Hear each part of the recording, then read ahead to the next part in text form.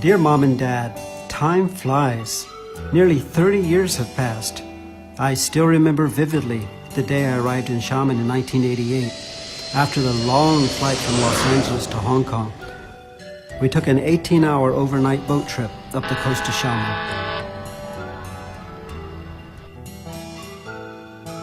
The customs people looked at us suspiciously when they saw our piles of luggage, but when we said we'd be students at Xiamen University, they smiled broadly and said, "Welcome to Xiamen, your new home."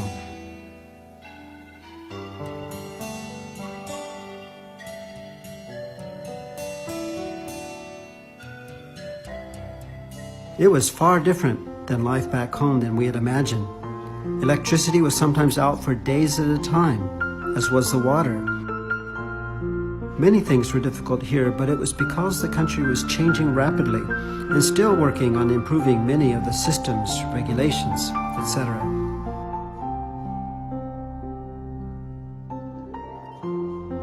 In 1992, I became Fujian Province's first foreigner to get permanent residence. Many people asked why I wanted PR when so many Chinese wanted to move out of China. And I explained that was precisely my reason for getting PR, to prove that future opportunities were not overseas, but in China.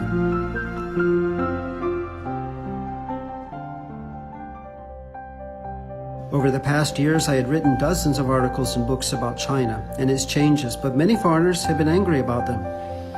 To prove them wrong, I decided to drive to these places and see for myself.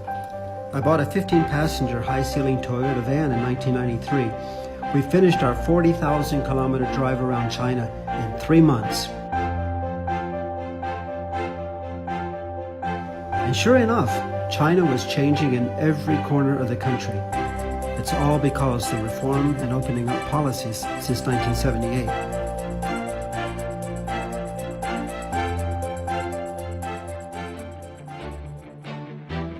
Nowadays, after 40 years' development, China has changed a lot.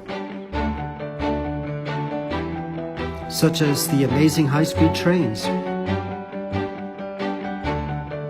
The first time I took it was from Xiamen to Fuzhou with my wife and sons. It was so fast and so smooth that we did not feel like we were traveling at all. It is amazing that China now has one of the best highway and rail systems in the world.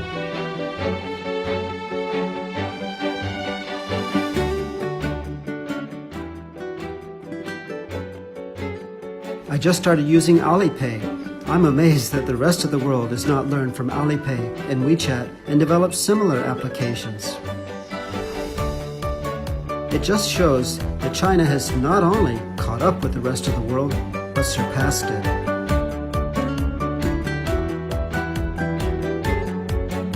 I studied Chinese martial arts, Kung Fu, for a few years.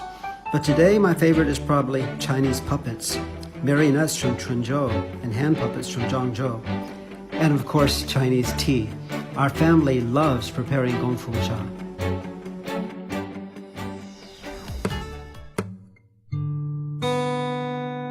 China is so charming. It is impossible to imagine how it will be in the next 40 years. And I want to stay and become part of it. Yours, Bill Brown.